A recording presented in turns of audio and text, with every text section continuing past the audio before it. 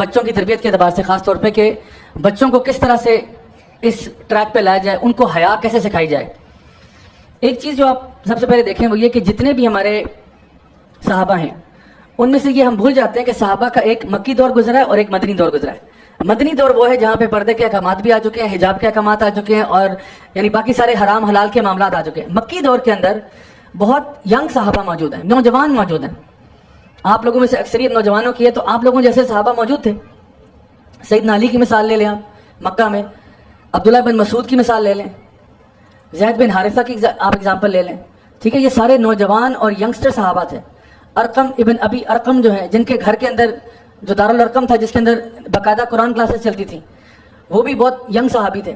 اب یہ سارے نوجوان صحابہ ہیں, اور آپ سوچیں کہ مکہ کے اندر ابھی کوئی بھی یہ والے احکامات نہیں آئے پردے حجاب وغیرہ کے, اور مکہ میں لوگ ایسے تھے جو کہ کعبہ کا برہنہ طواف کیا کرتے تھے. لیکن پھر بھی آپ صلی اللہ علیہ وسلم نے جو ان کی کنڈیشننگ کی, جو ان کی ٹریننگ کی, وہ یہ کیا کہ ایون باہر جو بھی ہو جائے, باہر قیامت برپا ہو جائے, تمہارے اندر تقویٰ ہونا چاہیے, تم نے اپنی نظروں کو نیچے ہی رکھنا ہے. تو یہ کوئی ایکسکیوز نہیں ہے کہ اگر ایک عورت پراپرلی کور نہیں کرتی تو بندہ کہ جی میں تو مجبور تھا. مجبوری کی بات نہیں ہے, ہمیں کہا گیا اس حالت میں بھی آپ نے کنٹرول ہی کرنا ہے. تو مردوں کو بھی احکام دیے جا رہے ہیں, عورتوں کو بھی احکام دیے جا رہے ہیں. تو پہلی بات تو یہ سمجھ لیں. دوسری بات یہ سمجھیں کہ بچوں کی ڈیولپمنٹ میں امام ابو حنیفہ, کیا وہ کبھی نوجوان نہیں تھے؟ امام شافعی کبھی نوجوان نہیں تھے؟ امام احمد بن حنبل, امام بخاری, امام مالک, یہ کیا کبھی نوجوان نہیں گزرے؟ آپ کو پتہ ہے ان کی تربیت میں سب سے بڑا کردار ان کی ماؤں کا ہے, بہت بڑا کردار ہے. امام ابو حنیفہ کی جو والدہ ہیں ان کا بہت بڑا رول ہے, اور یہ کوئی ایسے دور میں نہیں تھے جہاں ماشاءاللہ پورا معاشرہ ہی پاکیزہ تھا. امام ابو حنیفہ کا دور جو ہے بڑے ٹربولنٹ ٹائمز تھے. امام بخاری کا دور دیکھیے پولیٹیکل فائنینشیل ڈکلائن پہ تھے, اور ایسے زمانوں میں پیدا. امام احمد بن حنبل کو تو جو ہے نا جیل میں لے جا کے ٹارچر کیا گیا, تو پھر بھی اتنے بڑے امام کیسے بن گئے, اتنے تقویٰ والے کیسے بن گئے؟ اس کے پیچھے ان کی ماؤں کی تربیت ہے کہ جو بچپن سے انہوں نے ایک فاؤنڈیشن لے کی ہے. وہ فاؤنڈیشن کیا ہے؟ دیکھیے ہمارا سب سے پہلے جب ہم نماز کی بات کرتے ہیں, بچہ چھوٹی عمر سے ہم سٹارٹ کرتے ہیں. Let's start from a very early age.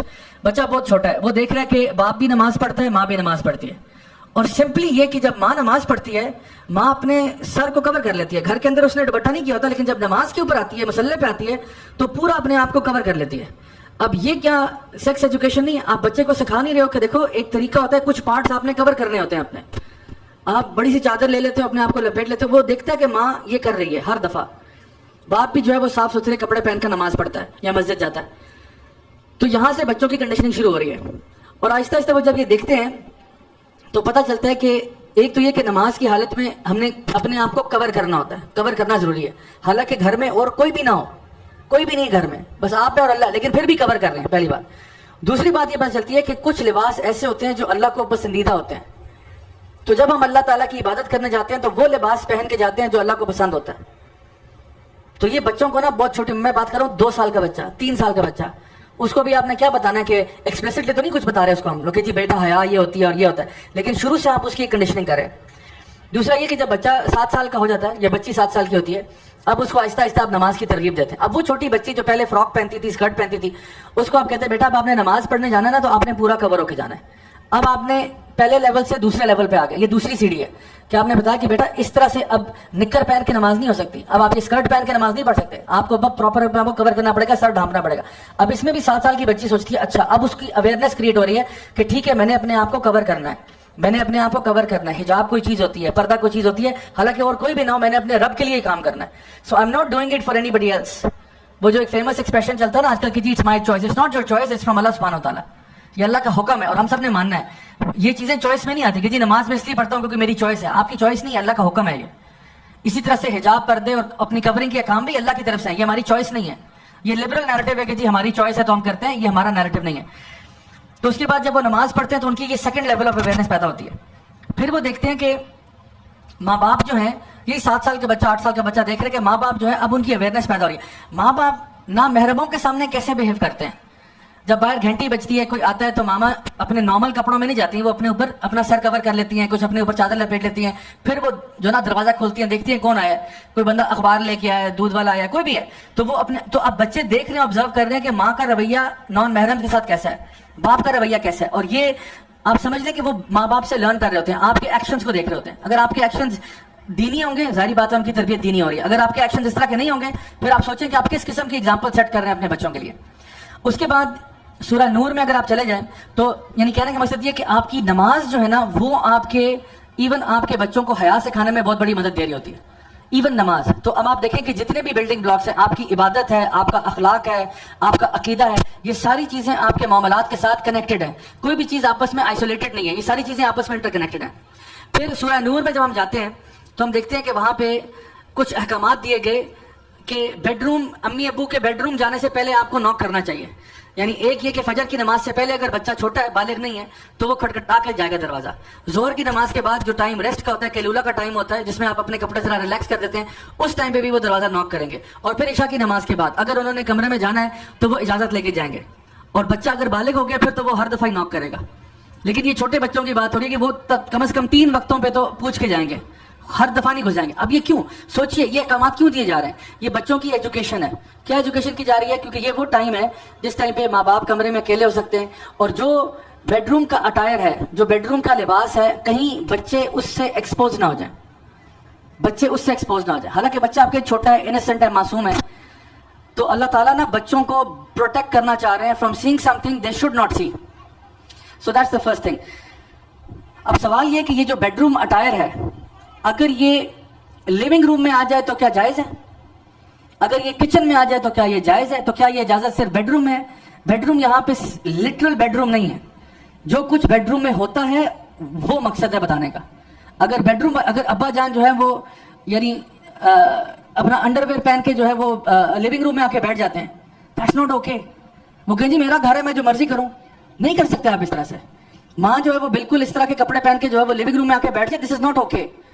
تو بچوں کو پروٹیکٹ کیا جا رہا ہے. تو بیڈ روم کو آپ لٹرل سینس میں نہ لیں کہ لٹرلی بیڈ روم بس بیڈ روم تک ہی ہے، باقی وہ ایکٹیویٹی ساری آپ باہر لیونگ روم میں کریں، جس مرضی کریں، تو وہ ایسا نہیں ہے. پھر دوسرا سوال یہ پیدا ہوتا ہے کہ چلے بیڈ روم میں تو آپ نے بچوں کی حفاظت کر لی، کیا وہ جو کچھ بیڈ روم میں ہوتا ہے کیا وہ ہمارے بچے کافی ٹیبل پہ پڑے ہوئے میگزین پہ تو نہیں دیکھ رہے؟ کیا وہ جو کچھ ہوتا ہے وہ ٹی وی پہ تو نہیں دیکھ رہے؟ بچوں کو آپ نے باہر ٹی وی میں جو ہے نا لیونگ روم میں بٹھایا ہوا ہے، وہ ہر طرح کی فلم دیکھ رہے ہیں، نیٹ فلکس کے اوپر لگے ہوئے ہیں، اور سارے بیڈ روم کے سینز ان کو اس پہ نظر آ رہے ہیں. تو اب تو کوئی اجازت نہیں لے رہا، کوئی نوک نہیں کر رہا کہ بھئی ہیلو یہ میں سین دیکھ سکتا ہوں یا نہیں دیکھ سکتا. انٹرنیٹ ایکسیس آپ نے دیا ہوا ہے، بچہ جس مرضی جائے پھر رہے. تو یہ جو ایٹیکٹس بتائے جا رہے ہیں نا، یہ بھی بچوں کی سیکس ایجوکیشن سے ریلیٹڈ ہے کہ آپ نے کچھ چیزوں میں ان کو پرزرو کرنا ہے. ابو داؤد کی حدیث ہے جہاں پہ نبی کریم صلی اللہ علیہ وسلم نے ذکر کیا نا کہ جب 7 سال کا بچہ ہو تو اس کو نماز پہ لگاؤ، جب 10 سال کا ہو جائے نماز نہ پڑھے تو اس کو تھوڑی سی یعنی اسپینکنگ وغیرہ کی جا سکتی ہے، اور 10 سال کی عمر میں ہی ان کے بیڈز کو سیپریٹ کر دو. اب یہ ایک اور لیول ہے، وہ جو میں نے کہا تھا نا بلڈنگ بلاکس ہیں، یہ اب ایک اور لیول ہے کہ 10 سال کی عمر میں سگے بہن بھائیوں کے بستر سیپریٹ کر دو. 2 بھائی ہیں بستر سیپریٹ کر دو، 2 بہنیں ہیں بستر سیپریٹ کر دو. 10 سال کی عمر میں جب بھی ان میں سے کوئی 10 سال کو پہنچ جائے بیڈ سیپریٹ کر دو. کیوں؟ اس میں کیا ہے؟ اللہ کے نبی نے فرما دیا فرق پڑتا ہے، خدا کی قسم فرق پڑتا ہے. وہ کیا فرق ہے؟